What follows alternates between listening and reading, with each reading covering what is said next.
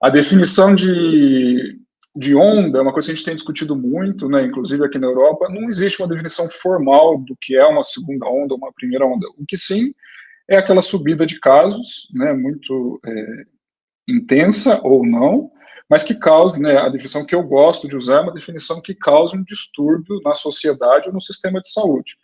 Então, a Europa já vive claramente uma segunda onda em vários países. No começo isso ficou um pouco como se fosse, talvez não seja uma onda e tal, mas assim, é muito claro que vários locais já mudaram novas ordens, novos comportamentos. Então, sim, é uma crescida de casos que teve uma repercussão.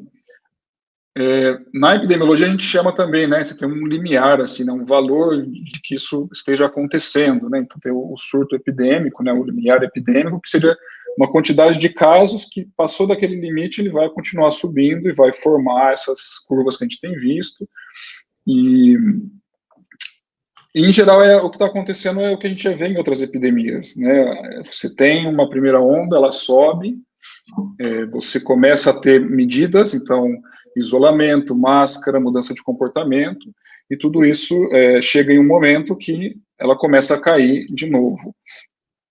E a queda dela depende de vários fatores, então são a quantidade de pessoas que ainda se comunicam entre elas, você está fazendo as medidas, tudo isso interfere no quanto vai demorar para chegar no máximo e o quanto ela vai cair. Então é um caminho longo que a gente está né, passando e vai passar, mas assim, a segunda onda voltar não é nenhuma grande, né, novidade, acho que ela ia acontecer de qualquer maneira. O que é interessante é que os locais que fizeram uma primeira, né, um confinamento maior ou que conseguiram diminuir a transmissão do vírus lá para baixo, elas estão ainda ganhando mais tempo agora para se organizar melhor, tipo a Itália, né? A Itália reabriu muito mais com cautela, com cuidado. Então ela começou ontem e hoje a subir, mas comparado com outros países que já subiram ainda mais. Tem uma questão só para terminar, a sazonalidade, né? Então a gente sabe que os vírus respiratórios costumam ter sazonalidade. Então o que é isso? Toda vez que vem o inverno, o tempo mais frio, você tem mais infecções, como a gripe. O SARS-CoV-2 ele deve ter sazonalidade por essa história, mas a gente ainda não sabe. Eu acho que o Brasil, né, é um exemplo que a gente estava em pleno inverno, então você teve uma super onda que ajudou nisso, e aqui na Europa, acabando de sair do verão, já começou a ter casos. Então, assim, não é ainda uma sazonalidade típica que a gente pode contar com ela para que, por exemplo, no verão do Brasil, a gente não precisa fazer mais nada, está tudo tranquilo e a temperatura vai dar conta, não, né? Isso a gente não tem ainda, porque tem muito suscetível ainda, então eu acho que ainda não dá para pensar nisso.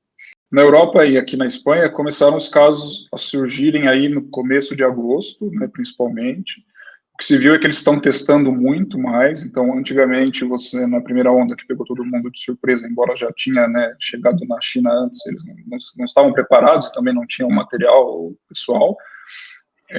Então, hoje em dia, antes se testava, por exemplo, PCR só quem estava no hospital, hoje em dia você consegue fazer o teste na atenção primária, em outros locais. Então, realmente se testa muito mais e a positividade desse teste é muito mais baixa, então quer dizer que você está testando pessoas assintomáticas, pessoas que são contatos e tudo mais.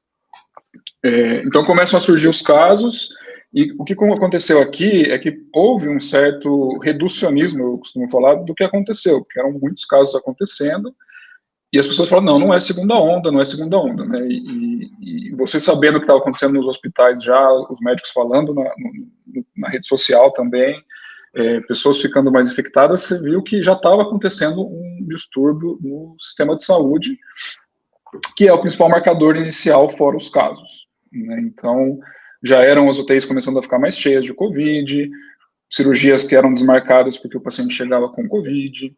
Teve casos de familiar que, né, o hospital se divide em dois, uma ala não Covid, uma ala Covid, então às vezes na ala não Covid começou a ter visita familiar, o familiar chegava com Covid sem saber, obviamente, e acabava trazendo um surto para dentro do hospital.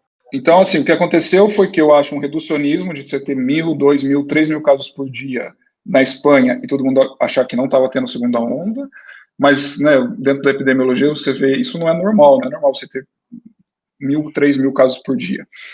Então, os hospitais hoje, por exemplo, em Madrid, né, estão bastante lotados, e a mortalidade é menor ainda porque, né, a gente aprendeu a tratar melhor.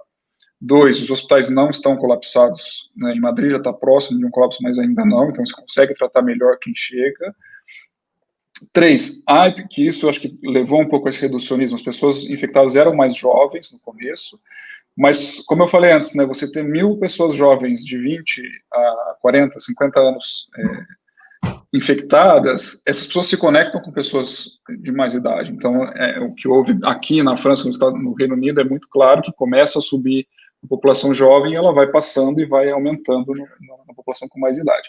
E o que a gente já discute muito, a mortalidade é um indicador tardio. Então, se você olhar hoje a onda da Espanha, a mortalidade já começa a subir. Sim, então é claramente uma segunda onda, tem um distúrbio maior, né, o Madrid, hoje começou, a cidade está fechada, então você não pode nem entrar e sair da cidade, são medidas novas que vão ser feitas para conter esse segundo espalhamento, esperando que ele diminua. Barcelona e Catalunha teve um sucesso maior nesse controle, então começou a ter muito caso e agora ele ainda está sob risco de ter uma grande segunda onda, mas ele está se controlando mais, por medidas, mas ainda assim não consideramos em controle. Eu acho que, assim, Hélio, a segunda onda existe, ela vai acontecer no Brasil, né, acho que isso não tem como não prever isso. Como vai ser, a gente ainda não sabe, e o sistema de saúde, ele não aguenta, porque também, o último ponto que eu queria falar é assim, Otávio, as UTIs não estão cheias ainda, tudo bem, só que, assim, você ter 50% de pessoas na sua UTI com Covid não é também usual. E aí você começa a não ter leito para quê? Para as grandes cirurgias, para outras doenças que precisam de UTI. Então, de novo, a gente já está vendo aqui que outros procedimentos que já ficaram atrasados pela primeira onda começam a ficar atrasados de novo. Então, isso eu acho que é o principal marcador, além das pessoas estarem, né, tendo infecção, tendo sequela e morte, de que a segunda onda existe e ela está acontecendo.